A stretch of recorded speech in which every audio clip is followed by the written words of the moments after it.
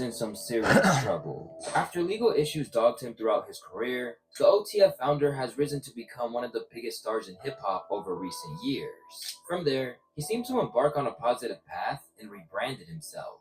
But it now appears like he couldn't escape the streets of Chicago like he hoped, and the pressure to prove that he was really about that life might have caught up with him in the end. Because now, he's looking at a serious case which could bring his empire crumbling down forever. It's your boy Luesta, and this is Lil Durk's road to a life sentence. In recent years, it seemed like Lil Durk had really turned a corner in his personal and professional life. Once the voice of the trenches, Durk had shifted from Chicago drill to make radio-friendly tracks with the likes of J. Cole, Drake, and even country star Morgan Wallen. On the personal side, his days of putting on for Lamron or repping the BDs seemed to be long gone. Instead, Durk wanted to be the model citizen who focused on music. Recently, he took a huge step towards that when he got himself a clean record dating all the way back to 2011 when he first had legal trouble. Everybody should get a second chance at life. It's about what you do with it. Alhamdulillah. My background wiped and cleaned all of my cases. I ain't a felon no more. Who would have thought? I want to thank everyone who helped push my vision forward. Thank you from the bottom of my heart. I mean, Hashtag people your can voice. change. Along the way, he launched his Neighborhood Heroes nonprofit organization in 2020, pledging to stop the bloodshed in Chicago once and for all. Even though he knew it was a tall order. That's the number one goal. I mean, that's the number one goal to stop it. But the number one priority for like us in the streets and like politician wise is to stop the violence, slow it down much as possible. And it start with everybody like just coming together. But like I say, it's hard because you probably got him over here thinking he that, but his young niggas don't even respect him. So even if he be like, let's come together, they looking at his ass like, the fuck on. What do you think? As he continued to mature, he got increasingly open about his own issues. Earlier this year, he revealed that he was just back from rehab in an effort to not only cure his addiction to Xanax and codeine, but also to become an example for those who looked up to him. I want to embrace it, you know what I'm saying? Because it helped me a lot. So I want people to not run from it or be shy from it. It was tough at first, but it ain't that tough because I really knew what I wanted. You know what I'm saying? I knew what was supposed to be back there. I wanted better. You know what I'm saying? I wanted to be a better man, a better father, a better leader, thinking clearer. You know what I'm saying? And see, my main goal is peace. You know what I'm saying? Being with the family and staying out of bullshit. You know what I'm saying? Planning on building a rehab center in Chicago for others like him, he also saved the life of his friend OTF Duty by paying $100,000 for his own rehab stint. Now a Grammy-nominated artist who has converted to Islam, Durk informed the world that this meant he couldn't be affiliated with anything illegal. I don't gangbang, I'm a Muslim. Basically, what I was saying on my post in so many words, you can't do both. I'm gonna be the one who says it. So if you follow me as a brother, a friend, an icon, follow me to my new chapter of life. He added, when I make music, I rap what I've seen and been through. I'm not telling you to do it. There's a huge difference. The music won't change, but my life goals will. Despite the fact that he has spent time behind bars for firearm offenses and beat an attempted murder case with his late friend King Von in 2019, Durk had rehabilitated his image to the point that Aiden Ross wondered if he would ever see the inside of the pen. Yo, Durk, I'm reacting to the new song, bro. It's really good. You like it? Really, really good, bro. I have a question though. Yeah. In the video, I see a bunch of mug shots. Is that you? Yeah, all my mug shots like in my past. You been in jail? They ain't a good thing. Nah. Yeah. Like how many times though, bro? How many mug shots is there? Yeah, nah. No, bro, I love the song though, bro. I'm really happy you dropped this. It's very good. I'm gonna add it to my music for sure. With successful albums that were certified gold and platinum, Durk was looking to carry on that momentum with the release of a new album entitled Deep Thoughts in November. From his early mixtapes declaring I'm a hitter to leading a foundation that's made a real impact on his community, Durk has come a very long way. His transformation was recognized in a big way, earning him not one, but two separate keys to his city. But it seems like Durk in front of the cameras and the man behind the scenes were two different things. Because it appears that even though he said he wasn't in the trenches anymore, he might have still been pulling the strings.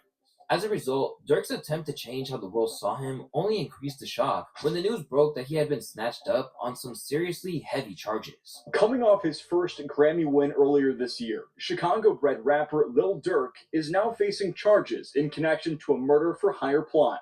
Following the arrest of 4 OTF members in connection to the death of Savier Robinson, better known as Lil Pab, rumors began to spread that the net was closing in on the people at the top of Durkio's organization. But it was still hard to believe that it was actually going to be the Grammy award-winning artist himself who would be next to find himself in handcuffs.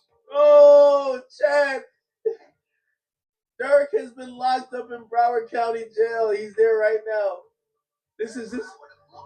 Yes, Broward. He's in Florida. I got the whole thing on. Look on my stream. I got it. Oh my god, bro. Oh. Yeah, Taken funny in as on a hell. federal indictment, they claim that OTF members engage in violence, including murder and assault, at the direction of Durk and to maintain their status in OTF. As for the murder for the hire charges specifically, they reported that Durk said he would, quote, pay a bounty for the murder of Quando Rondo, which is OTF's longtime enemy whose crew killed King Von after an altercation outside of a hookah lounge in Atlanta. From there, a plot came together with Durk allegedly telling his association via text message, don't book no flights under no names involved with me. The accused OTF members such as OTF Didi, Vonnie, and 072 Boogie headed to California to meet Kayon Grant, which is a high-ranking member of the crew. Intent on catching up to Quando and his crew, they tailed them throughout the day. But do they you reached notice the that gas did it like station did they where was prove forced this to in the attack. court that While did it Quando like escaped or unharmed, he just Lil talking? Pab was left dead at the scene, while the famed rapper cried out in pain over his fallen friend. Shots fired. A fight taken to the streets, and Because this nobody chaotic know scene, this the if ending of the Dirk shooting did that this started shit. in Los Angeles, California. Sheriff's deputies pulling out a man who had been shot in an SUV. Man, they in a gang, man. This could have been Rapper just gang Quando violence, Rondo, a man. Come passenger on. in that car, frantic at the sight. If you recognize that cry for help from Quando, well, that's because Durk actually sampled it on the track Same Side with So, 49. what's wrong with that? Bro, he's just trolling. It's called trolling, just like how that was trolling. With the alleged killers behind bars, Durk realized that the net was closing in and was reportedly trying to book flights to Dubai and Switzerland out of Florida, but was apprehended before he could board them. With the flights purchased by OTF associated credit cards, it was alleged that an informant's recordings played key roles in linking banks to the murder for hire plan, including Durk supposedly offering music industry opportunities and cash rewards in exchange for the killing of Quando Rondo. For a lot of people, the news that Durk had got himself jammed up in a case like this after apparently turning a new life would be hard to comprehend.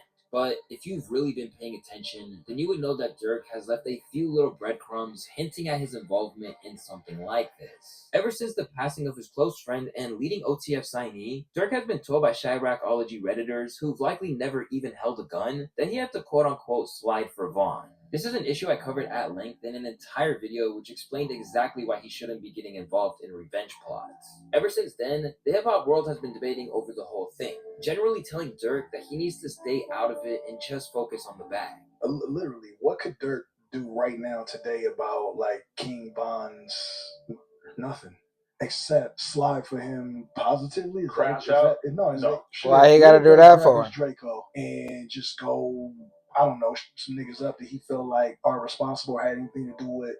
Why he can't do that in his own shit. times? Go do that today. But while Quando Rondo remains alive and well, it seemed like Durk may have been more rattled by the comments than he acted, and set out a plan to get his revenge.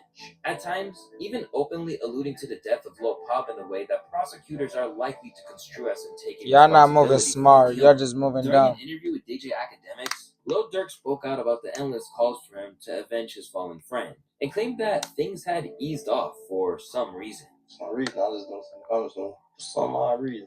I don't know. Might be the water.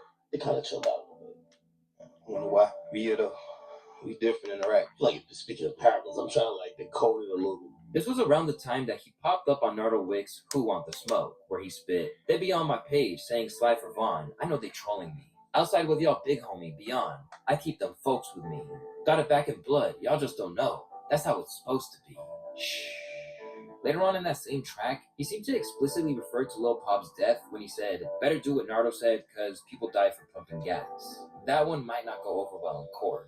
Also, there's the incriminating comments. Why would they use that in court anyway? In a recent You can't interview, use a the song rapper in who's court. been spotted in the studio with Durk, I mean, I don't know essentially anything seemed to about try court, such, so stirring up even more controversy. It's slap for Vaughn, right?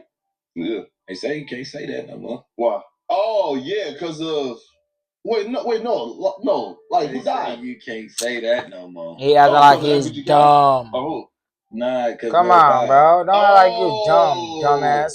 What's that? But I'm just saying, they just say you can't say that no more. That's the new term, like no more slide. And for you, why you even brought it up in the beginning anyway? This was a direct violation of how Durk liked to conduct his business. Because if he was more driven by clout, he would have been all over the internet mocking Quando. Instead, he kept it in the strange blurred line between reality and fiction that hip hop represents, where artistic expression and confession are hard to really define. The goal is not to go to jail, so y'all will never see me do tough shit on here to look street. I am the streets. As Lil Pop's death entered the rearview mirror, and his family tried to pick up the pieces like Vaughn's before him, Durk continued to publicly renounce the street life. I'm going to start by getting the city together, he told Rolling Stone at the time, to do my part to slow down the violence. Even if you do 99% of shit right, you still got 1% of the demons with you. You get angry fast, and one reply can fuck up $8 billion. That's why I'm not saying names no more in my music. I ain't speaking on the dead no more. None of that. I'm not chasing death no more. I'm chasing $8 billion. I want our kids to grow up safe and sound, to be able to have fun, to have a real life. Intent on acting like the street life was behind him, Durk continued to act like a role model in the public eye. But it's fair to say that he still adhered to elements of street code. For one thing, he had a vocal hatred of informants. Not only that, he claimed that he had an ability to sniff out a rat from a mile away, just like he did with Tekashi 6ix9ine. I really hate rats with real passions. Like, I hate you bad. I'm looking to the camera. I hate rat. But it turns out his senses weren't as attuned as he thought. As a result, it appears he might wind up fulfilling the prophecy he delivered on Redman. Ask me where I'm gonna be in 10 years, shit, I say the Fed. Despite Durk claiming that he could still smell a snitch a mile away, the truth was that he appears to have had a few in his camp. And now it came back to bite him. Lil Durk been picked up by the feds. I don't know if he's been charged with nothing. Probably questioning and putting OTF in a lot of things. But I heard somebody named OTF Jam, they said they've been calling him a rat. And basically he said, okay, I'm a rat. Well, watch this. Watch this. That all this information that I know. Rat this, I'm gonna tell this, I'm gonna tell that. My video earlier, I told y'all, man. If somebody say Durk's name, Y'all like to all troll a it lot, takes though. to say that man's name. And although it's alleged that there are a few informants, OTF Jam is the one who's being pinpointed as the man that was wearing a wire and had given Durk up. But unfortunately, all this proves is that once there are big prison terms being dangled in front of people, even lifelong friendships can go wrong. In a recent interview, Jam revealed that he and Durk had been tight long before the fame. 12 years. Like 12 years. Did my time. Ain't told on nobody. Right? Ain't no fool shit on my name. So now I'm back. I'm living the life I know that I live. You know? Yeah, but like, if you can't talk about it, like, why did you have to sit down for 12? I went to jail for 10. It was more than that shit. That's what I did my time for. Like, how did you even get linked in with this OTF period? Like, this ain't no people I met. I knew them. Like I'm saying, this was before jail. I know Durk was rapping. Yeah, man. He came out there. After he came out from serving a 12-year bid, Durk took care of him, providing his friend and ally with $50K in cash, a car, and even a home. Bro, like, I remember when the money wasn't there, for some city. Got him good. And my lawyer money there, when I fight my case. I ain't gonna lie, Durk all that, like, Durk come through. That's sure. I don't give no fuck nobody say it. I know I'm real witness. Like, a lot of niggas can't say anything. Like, my whole time, I was straight. To really rub salt in the wounds, there is also footage of Durk actively praising Jam while he probably had a wire tucked in his shirt. Just like that, OTF Jam has single-handedly proven that when it comes down to it, there are no friends in the street. And according to OTF Twin, Jam was not the only one who was integral to bringing Durk down. And unfortunately, this is another case where Durk saw it coming in his music. On the track Federal Nightmares where he rapped, "Delete my iCloud if they really on me though. When trial come, it ain't on your phone. It be your homie though. He on the stand with his head down like he don't know me though. It ain't no plot and getting no lawyer if your homie told."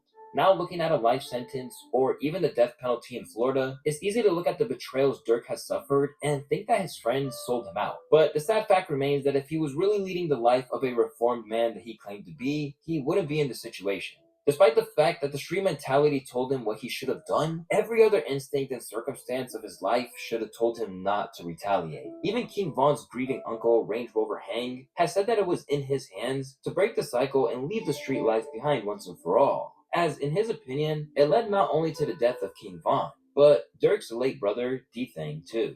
Rest in peace to D-Thang. If he died, I don't know if he died yet. I'm hearing on the internet, I don't know if he died. Like, but I'm not the type of nigga y'all gotta keep getting mad at. Like, I fuck with Durk. He BD, I'm GD, but I still fuck with him and I fuck with his music, his movement. He making money. I'm not a hater. I love to see what he doing. Shorty up $30-40 million. Like, I love to see that because I'm from one block. He from the next block over. My daddy used to hang with Durk daddy. And his brother been throwing parties for years. Nothing ever happened to D-Bang. Something just happened to him now because Durk steady sending these people names and songs. Really, you in a position to empower Chicago to make us a better city.